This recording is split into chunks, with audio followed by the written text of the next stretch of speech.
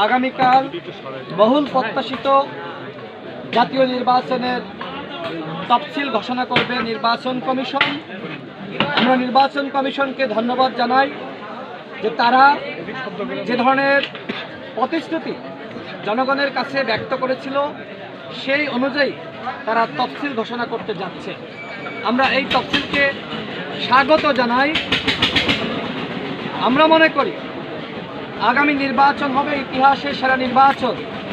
সেই সেরা নির্বাচন করার জন্য ইতিহাসের সেরা পরিবেশ তৈরি করার দায়িত্ব নির্বাচন কমিশনের। তফসিল ঘোষণার পরে মাঠ পর্যায়ের সমস্ত প্রশাসন নির্বাচন কমিশনের অধীনে চলে যাবে। তখন নির্বাচন কমিশনের অধীনে অনেক ক্ষমতা থাকবে।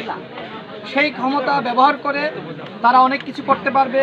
সেনাবাহিনী বলেন, পুলিশ বলেন, অন্যান্য বাহিনী বলেন, সেই বাহিনীগুলো নির্বাচন কমিশনের কথা অনুযায়ী কাজ করবে। আমি মনে করি বাংলাদেশে যতগুলো জাতীয় নির্বাচন হয়েছে, আগামী নির্বাচন হবে বাংলাদেশের জনগণের প্রত্যাশা অনুযায়ী ইতিহাসের সেরা নির্বাচন। এমনকি এই নির্বাচন হবে আন্তর্জাতিক মহলের কাছেও একটি দৃষ্টান্ত। তারাও যাতে বাংলাদেশের উদাহরণকে সামনে এনে বলতে পারে যে আমরা বাংলাদেশের মতন সেরা নির্বাচন করতে চাই। তার মানে আমাদের হাতে সুযোগ এসেছে এই নির্বাচনকে একটি সুষ্ঠু নির্বাচন এবং একই সাথে ফ্যাসিবাদ মুক্ত নির্বাচন হিসেবে জাতিকে উপহার দেওয়ার। আমি বিশ্বাস রাখি অন্তর্বর্তীকালীন সরকার এবং নির্বাচন কমিশন সেই সেরা নির্বাচন করার জন্য তারা যথাযথ পদক্ষেপ গ্রহণ করবে। তবে আমার কিছু সন্দেহ সংশয়ের জায়গায় রয়েছে। যেমন গণঅভ্যুত্থানের পরে আমরা লক্ষ্য করছি যে রাজনৈতিক সংস্কৃতির পরিবর্তন খুব বেশি হয়নি। যারা গণসংযোগ করছে নানানভাবে তারা কিন্তু প্রতিকূল পরিবেশের মুখোমুখি হচ্ছে। আমি নিজেও নানান জায়গায় প্রতিকূল পরিবেশের মুখোমুখি হয়েছি, যেটা তফসিল ঘোষণার আগে। কিন্তু তফসিল ঘোষণার পরে যদি আমরা গণসংযোগ করতে গিয়ে, পথসভা করতে গিয়ে, নির্বাচনী সমাবেশ করতে গিয়ে আমরা নানান ধরনের হয়রানি বাধার সম্মুখীন হই, সেক্ষেত্রে কিন্তু সেরা নির্বাচন উপহার দিতে নির্বাচন কমিশন বা সরকার পারবে না।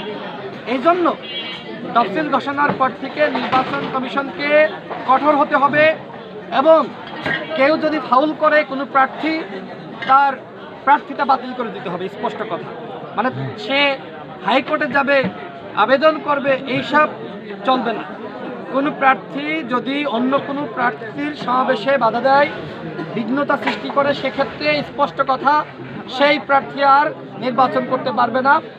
এই ধরনের কঠোরতা যদি নির্বাচন কমিশন কঠোরতা গ্রহণ করে, আমি মনে করি সেক্ষেত্রে অনেক প্রার্থী সতর্ক হয়ে যাবে। আর বিশেষ করে আগামী নির্বাচনে ভ্যানগার্ড হিসেবে ভূমিকা রাখতে হবে সেনাবাহিনীকে। দেখেন, পুলিশ বলেন, অন্যান্য বাহিনী বলেন, তাদেরকে কিন্তু অনেকটা আসলে জনগণ বলেন, রাজনৈতিক কর্মীরা বলেন, তারা কিন্তু ভয় পাচ্ছে না। কারণ গণঅভ্যুত্থানে পুলিশকে, মানে সব পুলিশকে আমি বলছি না, যারা ফ্যাসিবাদের পক্ষে ছিল তাদেরকে কিন্তু প্রতিহত জনগণ করেছে, রাজনৈতিক দলগুলো করেছে। এবং পুলিশকে কিভাবে দলীয়করণ করেছিল আওয়ামী লীগ, সেটা আমরা দেখেছি। তো এখনো পর্যন্ত পুলিশ কিন্তু ওই ধরনের সাহসী ভূমিকা রাখতে পারছে না। আমি বিভিন্ন জায়গায় দেখছি যে মারামারি হচ্ছে, গ্যাঞ্জাম হচ্ছে, বিভিন্ন জায়গায় প্রতিহিংসাপরায়ণ আচরণ, সেগুলো আমরা দেখেছি। পুলিশ সেখানে দাঁড়িয়ে আছে, মানে এইটা আসলে খুবই দুঃখজনক। আমরা দেখেছি যে এবি পার্টির সাধারণ সম্পাদক ফদ ভাই, তিনি একটি গণসংযোগে গিয়েছিলেন, সেখানে তিনি বাধার মুখোমুখি হয়েছেন। আমি দেখেছি যে পুলিশ সেখানে দাঁড়িয়ে আছে।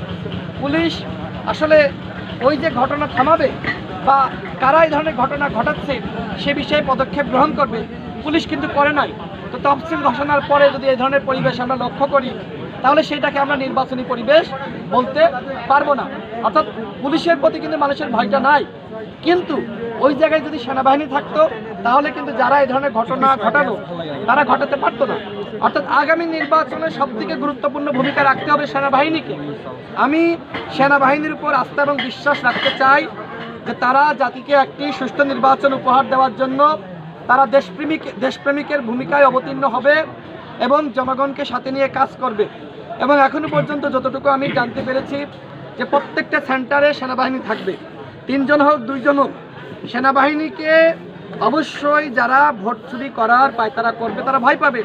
আমি জনগণের উদ্দেশ্যে বলতে চাই, যদি দেখেন যে আপনাকে ভয় দেখানো হচ্ছে, আপনাকে এজেন্টরা বলছে যে এই প্রতীকে ভোট দাও, এই প্রার্থীকে ভোট দাও, সাথে সাথে সেনাবাহিনীর কাছে এসে বলে দিবেন, আইন শৃঙ্খলা বাহিনীর কাছে এসে আপনারা তাদেরকে অবহিত করবেন।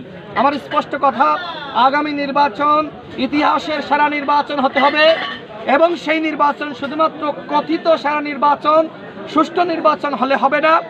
আগামী নির্বাচন হতে হবে ফ্যাসিবাদ মুক্ত নির্বাচন। কোনো ফ্যাসিবাদের দোসর